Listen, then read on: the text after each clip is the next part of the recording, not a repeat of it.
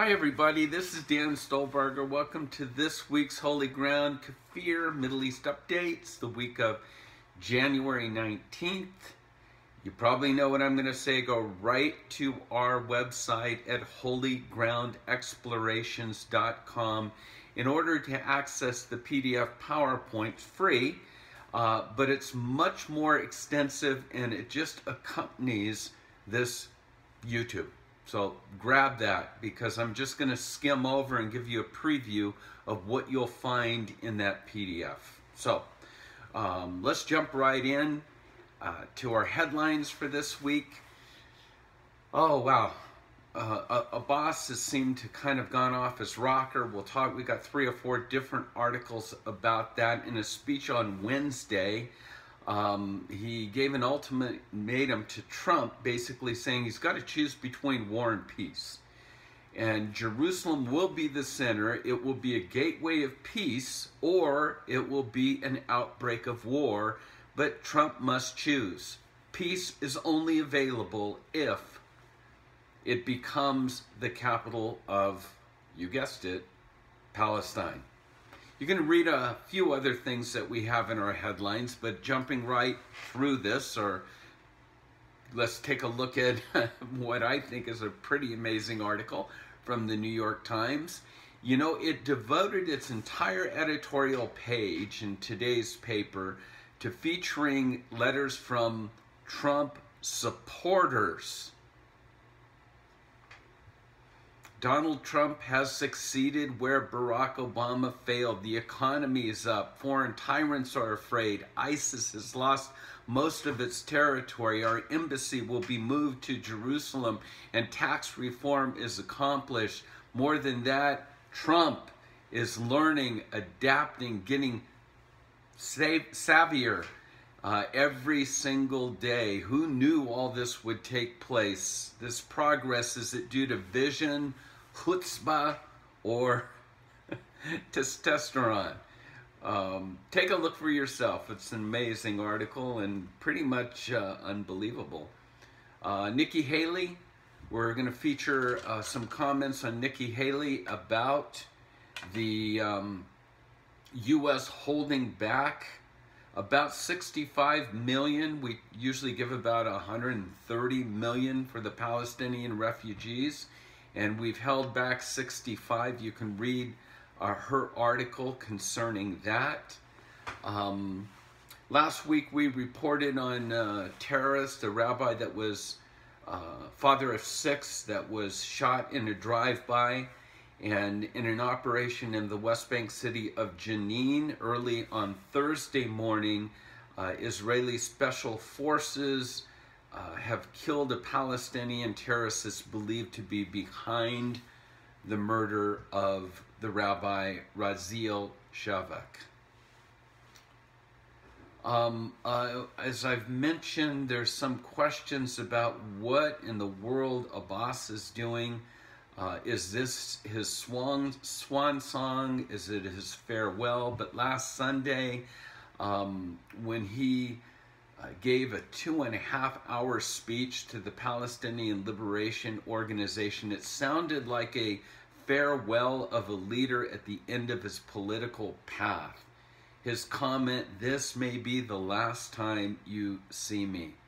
Unfortunately, his legacy is pretty pathetic.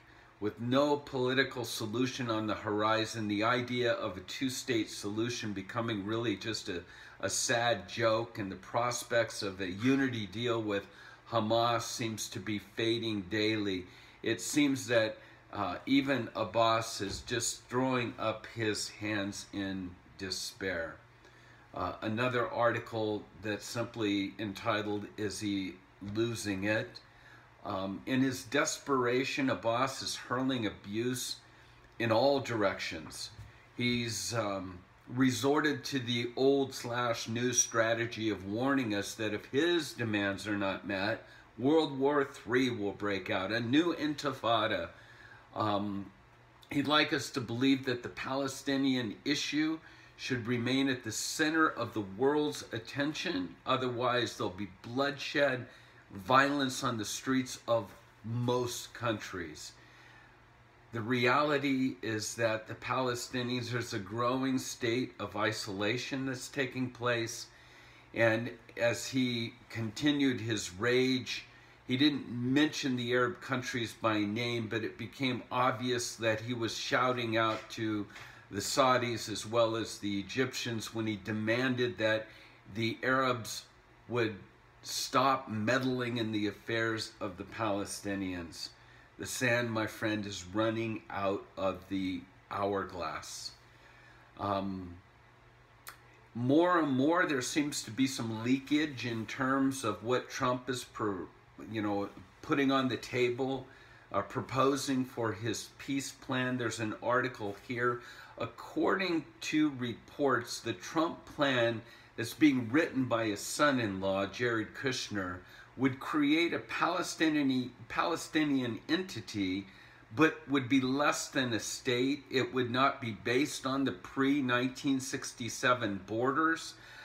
Israel would control its all the borders as well as the Jordan Valley. Jerusalem would be postponed for issues of negotiations. Settlements might not be removed, and the so-called Palestinian refugee issue would not be addressed. Now, I'm certain that Israelis can find a way to make this work. I'm not so certain it will be accepted by the Palestinians. We'll have to wait and see. And this next article explains why. It says no peace unless. The reality is that no peace plan will be successful because ultimately it will crumble because it depends on one thing that can never happen or will never happen, and that's the Palestinians' acceptance of Israel. Remember, it is not about land swaps, the size of what state may be given. The issue is the existence of Israel. Netanyahu has some interesting comments. He says, 3 things are happening in the U.S. that's never happened before. That got my interest.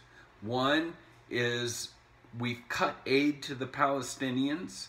2, we've moved the embassy to Jerusalem. And now there's a dramatic change that's taking place towards Iran. There's more to this article. I'm going to direct your attention to that. There's an article on terror tunnels.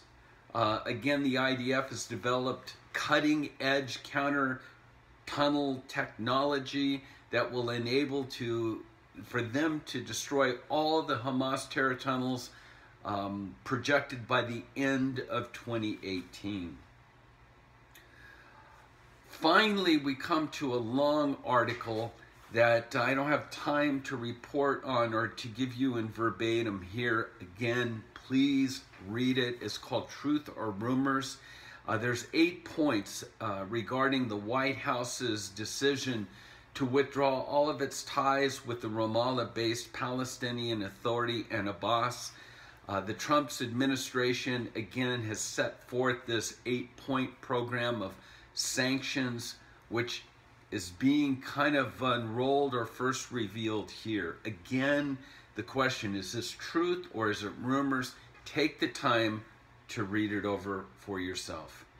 And then our quotable quotes for this week from Ariel Sharon and also from Menachem Begin.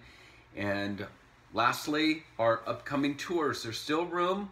We have a couple trips in February, one with our home church in Idaho called Anthem, and we have another tour that's called Engaging Israel, and we have one in April called Experiencing Israel. So make sure that you go to our website and check all of those upcoming tours out. And if you're interested in February or even the April trip, now's the time to get a hold of us. So with that, let me wish you all this upcoming Shabbat, a Shabbat Shalom, and may His peace, so the peace that only Jesus can give, may that abide with you because it passes all understanding.